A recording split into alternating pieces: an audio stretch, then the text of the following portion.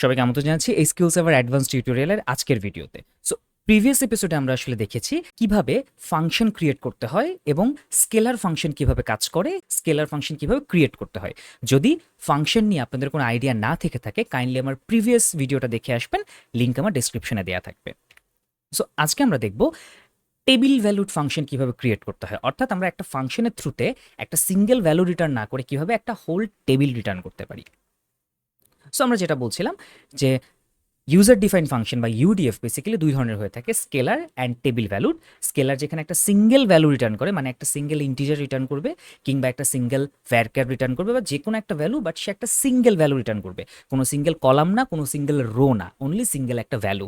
সেখানে table valued function আমাকে একটা ফুল টেবিল রিটার্ন করতে দেয়, অর্থাৎ আমরা কিছু প্যারামিটার তাকে পাস করে দেবো, তার বেসিসে সে কুইরি করে আমাকে একটা হোল টেবিল রিটার্ন করে। ইউজার ডিফাইন ফাংশন আমরা কিভাবে ক্রিয়েট করি, আমরা বেসিক্যালি ক্রিয়েট ফাংশন লিখি এবং ফাংশনের নাম দেই, আমরা প্যারামিটারগুলো দিয়ে দেই এবং আমাদের স্টেটমেন্টগুলো থাকে। সো ক্রিয়েট ফাংশনে আরও ইনডেপথ জানতে হলে কাইন্ডলি আমার প্রিভিয়াস ভিডিওটা দেখে আসবেন। সো চলুন সরাসরি আমরা SQL সার্ভার ম্যানেজমেন্ট স্টুডিওতে চলে যাই এবং একটা টেবিল ভ্যালুড ফাংশন কিভাবে ক্রিয়েট করতে হয় সেটা দেখে আসি।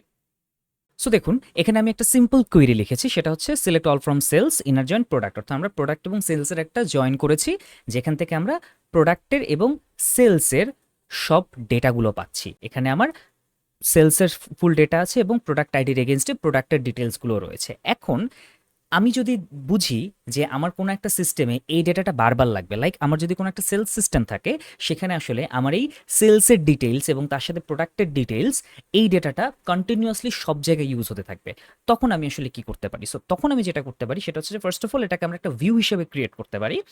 কিন্তু সেক্ষেত্রে সমস্যাটা হচ্ছে যে আমরা যদি এটাকে একটা ভিউ হিসেবে ক্রিয়েট করে রাখি, আমরা ভিউতে চাইলেই প্যারামিটার পাস করতে পারবো না। অর্থাৎ আমরা কোনো একটা প্যারামিটার দিয়ে একটা ওয়্যার ক্লজ এক্সিকিউট করিয়ে সেই ফিল্টার ডেটাটাকে যদি আমরা পেতে চাই শুধুমাত্র, সেটা কখনোই ভিউ এর মাধ্যমে সম্ভব না। আমাদেরকে ভিউকে কল করতে হবে এবং তারপরে নিজে ম্যানুয়ালি ওয়্যার ক্লজটা বসাতে হবে।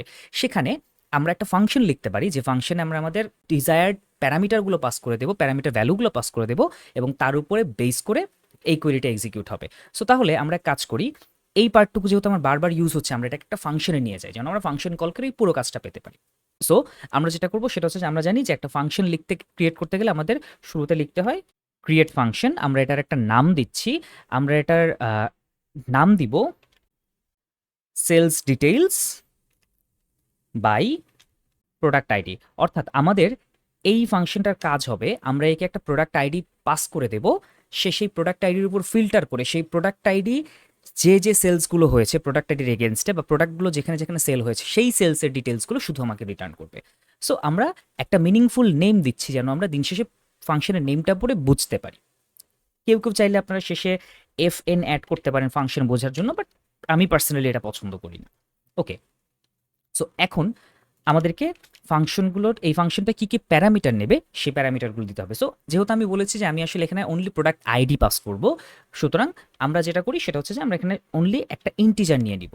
সো আমরা ইন্টিজার নিব প্রোডাক্ট আইডি, যেটা বেসিক্যালি একটা ইন্টিজার টাইপ। ওকে, নেক্সট হচ্ছে আমাকে বলতে হবে এটার রিটার্ন টাইপ কি হবে। মজার ব্যাপার হচ্ছে যে আমরা এখানে বলবো দিস ফাংশন রিটার্নস টেবল। কেন? কারণ আমরা জানি যে আমরা দিন শেষে একটা ফুল টেবল রিটার্ন করব, কোনো একটা স্পেসিফিক ভ্যালু রিটার্ন করছি না। তাই আমি বলবো দিস ফাংশন রিটার্নস টেবল। নাও এখন আমাকে যেটা করতে হবে, এই যে আমি এবার ফাংশনের বডিতে চলে এসেছি, আমরা ফাংশনের বডিতে এইটা লিখলাম, ঠিক আছে, কিন্তু আমরা জানি একটা ফাংশনে আসলে আমাদের রিটার্ন স্টেটমেন্ট লিখতে হয়। তাহলে আমরা যেটা করব সেটা হচ্ছে যে আমরা যেহেতু জানি যে এই কোয়েরিটা আমাকে যা ডেটা দিবে আমরা সেটাই রিটার্ন করব, সুতরাং আমরা তখন বলবো so this function return this value, that's all. So আমরা এটাকে একটু ইন্ডেন্টেশন দিয়ে দেই।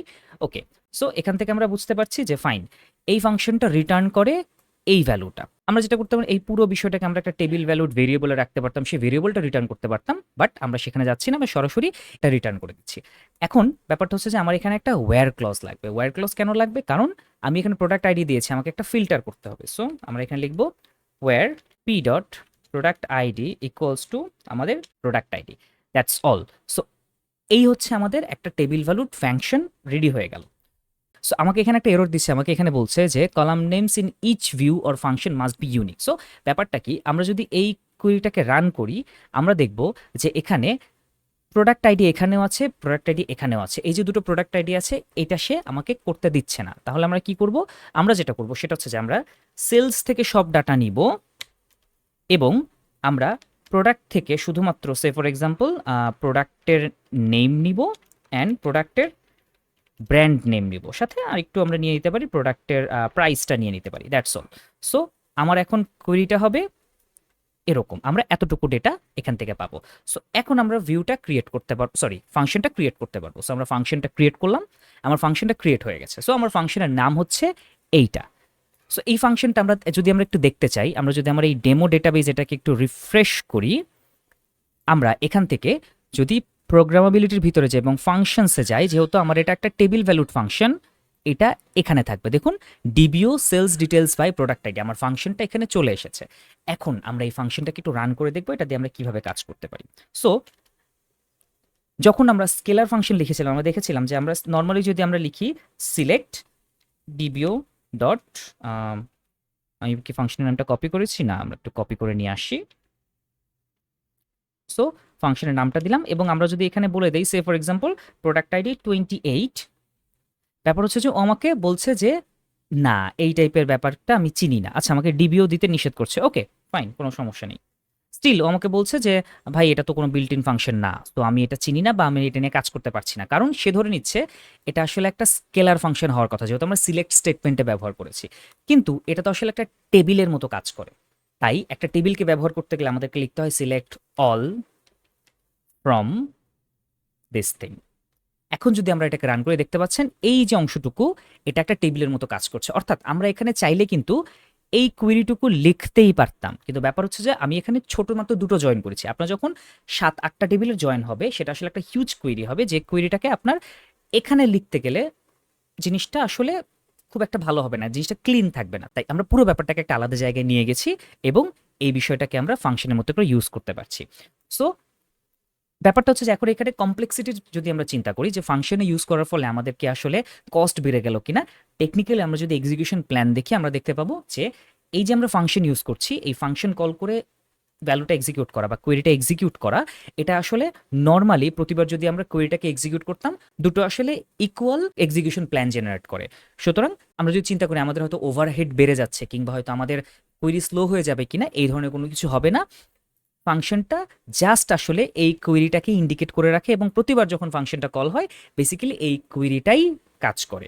সো আমরা জানি যে যদি এবার আমাদের এখানে কোনো চেঞ্জ আনতে হয় আমরা সিম্পলি এখানে অল্টার লিখে আমরা এখানে বলতে পারি যে আমরা এখানে আসলে আরও একটা কলাম যাচ্ছি, আমরা প্রোডাক্ট থেকে সে ফর এক্সাম্পল অ্যাভেলেবল স্টকটাও চাচ্ছি। সো আমরা যদি সিম্পলি অল্টার করি দ্যাটস অল। আমরা যদি এখন এটাকে রান করে আমরা দেখতে পাবো যে এখানে প্রাইসের পাশে আরেকটা কলাম চলে এসেছে অ্যাভেলেবল স্টক।